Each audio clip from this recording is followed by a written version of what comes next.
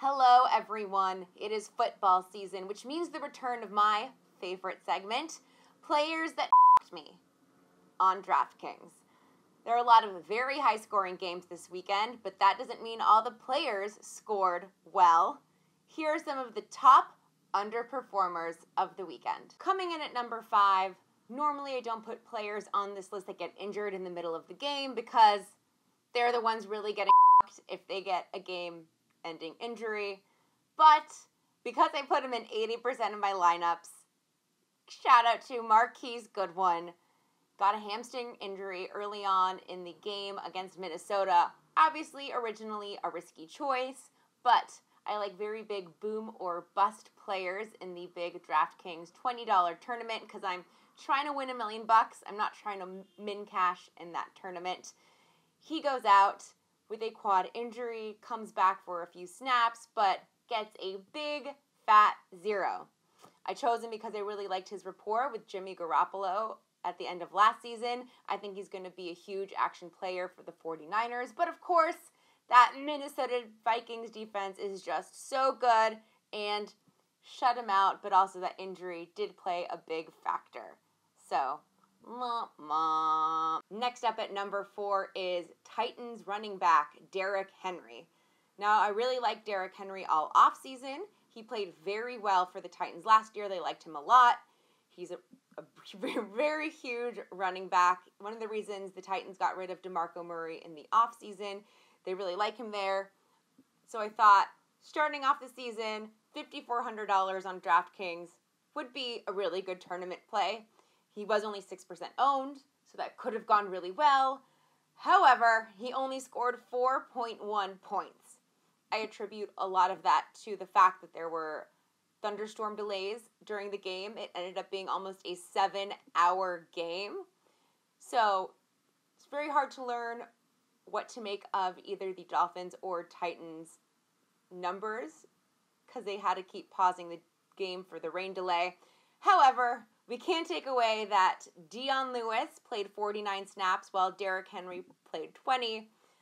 I don't know if that's telling for things to come. The Dolphins don't have a great defense, so we'll see how much Derrick Henry is used coming up.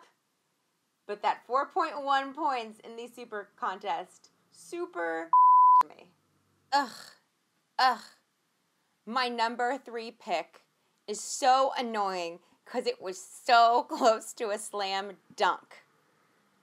Coming in at number 3, running back of the Tampa Bay Buccaneers, Peyton Barber, with an underwhelming 6.9 points. He was only $4,100 for the predominant running back of an NFL team, which is very cheap. He was under 3% owned in the mega contest, which is nothing. And considering that the Bucs scored 48 points, you would think he would have gotten a lot more work and a lot more than 6.9 points, but no.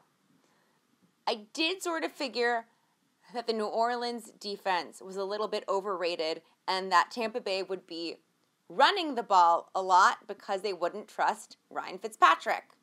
Well, the first half of my prediction came true. The New Orleans Saints could not hold back Ryan Fitzpatrick's passing game, with Deshaun Jackson getting 2 touchdowns, Mike Evans, and Godwin.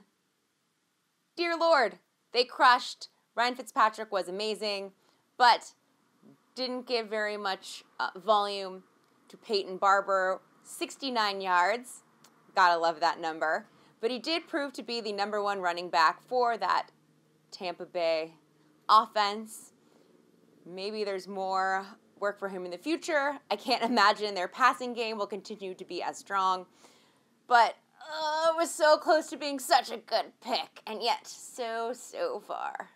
Coming in at number 2 on my list is actually a player that I did not draft into any of my DraftKings lineups because I've been actively avoiding him until I see how he plays out in the offensive scheme of the Green Bay Packers. It is tight end Jimmy Graham. Jimmy Graham had some amazing games last season for Seattle. Ups and downs, but those huge explosive games probably won you quite a good amount of money if you played him during those games. but he is a very iffy season-long player. He is nowhere near the athlete he was before his injury when he played for the New Orleans Saints. And then that weird, wonky Sunday night game against Chicago, where Aaron Rodgers seemed to go out with a career-ending knee injury, and it just turned out to be a quarter-ending knee injury. Jimmy Graham only got 4 targets, and of those 4 targets, he caught 2 for 8 yards. Not a great showing for him. Better night for Geronimo Allison, and of course that 80-yard touchdown by Randall Cobb. What's interesting to note, wasn't a very huge week for any of the tight ends, so maybe we'll do a number 2 Jimmy Graham / every tight end, because it was a little underwhelming. There were no huge numbers. Gronk was pretty good, but again, he didn't get that 4x, 5x his price, so he wasn't even a really great pick either. Going to my notes on this one. Jimmy Graham ran 38 routes and got 4 targets. Now, generally in the Green Bay offense, the tight ends get about 20% targets of the routes they run. So he's in about the 10% rate, which isn't great. But again, who knows, because it was Deshaun Kaiser at quarterback for a little bit. So we'll see how things stable out if and when Aaron Rodgers plays next week against, not even next week, it's just a few days. God, I love football. In just a few days against the Minnesota Vikings. But I am not putting Jimmy Graham in anything. The number 1 player that aggressively and surprisingly f***ed me and probably you, unless you were part of the 1.3% of contestants who drafted him into their DraftKings Millionaire Maker contest. The player is Ryan Fitzpatrick. Yep, with just over 45 points, 4 passing touchdowns, 1 rushing touchdown, passing for over 400 yards. The backup quarterback of the Tampa Bay Buccaneers had the game of his life. And if you didn't have him in your lineup, you did not win the $1 million first place prize. Of course, the winner this week had Ryan Fitzpatrick and none of the other 4 players I just listed below. So that's why you gotta love fantasy football. It's crazy. One of the definite stayaways ended up winning you a lot of money this week. Gotta love it. Stay tuned next week to figure out who's gonna f*** me then.